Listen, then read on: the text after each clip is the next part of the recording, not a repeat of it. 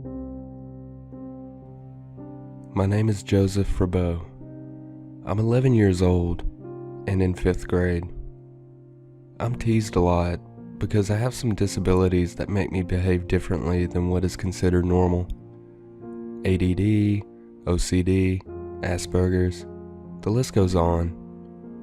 I used to really let the teasing get to me and ended up in several fights, but now it's not so bad anymore. I have a certain artistic talent and can paint with greater delicacy than most kids my age. My friends and family frequently praise me for my skill. I like to pick just one color to work with per canvas and mix black and white with it to create different shades of it. Last semester, my school had an art show. They had one every semester. Of course, my blue portrait of my closest friend, you wouldn't believe the trouble I had getting him to stay still while I painted him anyways.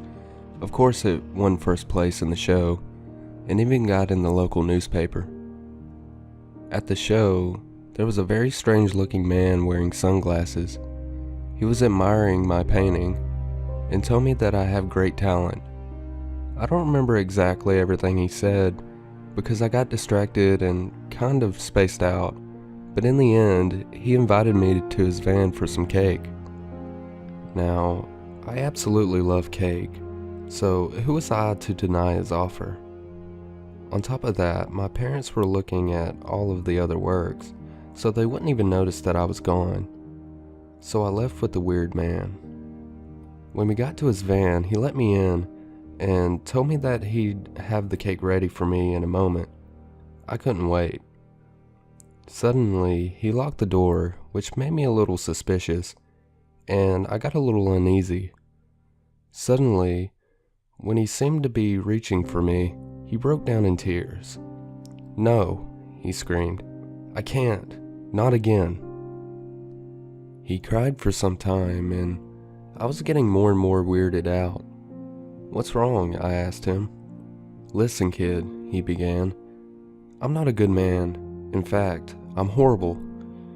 You're an amazing artist, and I don't want to destroy your life like I've done with so many others." He opened the door, revealing several scars along his arm. "Go, make something of yourself in that cruel world." And so I left, more confused than ever. In a few days, I saw the man again. He had been waiting out in front of the school for me. "Hey, young man," he called. I turned and immediately recognized him. He was holding a Tupperware container of green liquid. "Yeah?" I asked.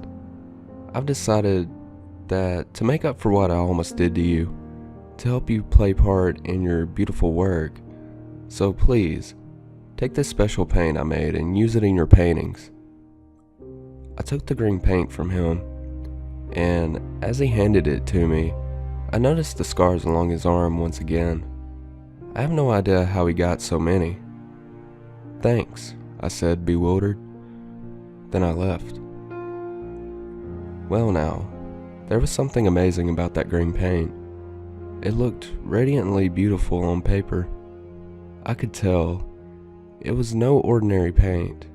It was more liquidy, almost like a glaze, and smelled salty, and was warm to the touch. Over several weeks, I painted a number of breathtaking works using the green paint, and a little black and white paint mixed in here and there. And before I knew it, I was all out. Somehow the man predicted this would happen because he showed up with more green paint the very next day.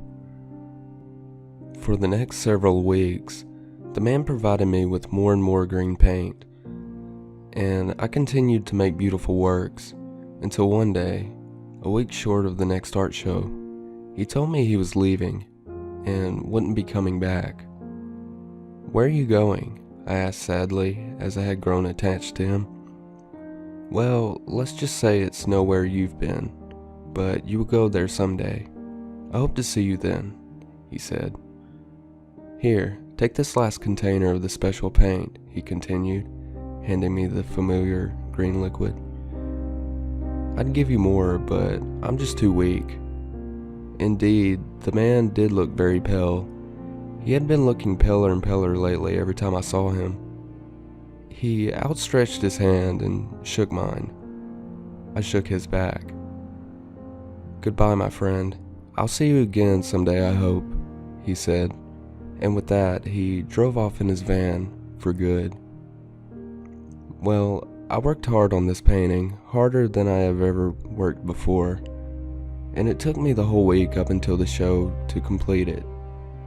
It was a portrait of the man's face on a large 5x5 canvas, painted with the special green paint, of course. I made sure to get every last detail of his face, or at least what I remembered of it. He looked wonderful in green. I took the portrait to the art show and watched as the students and parents all looked in awe. The Princeton Times. Young colorblind boy paints stunning red portrait of an unknown man.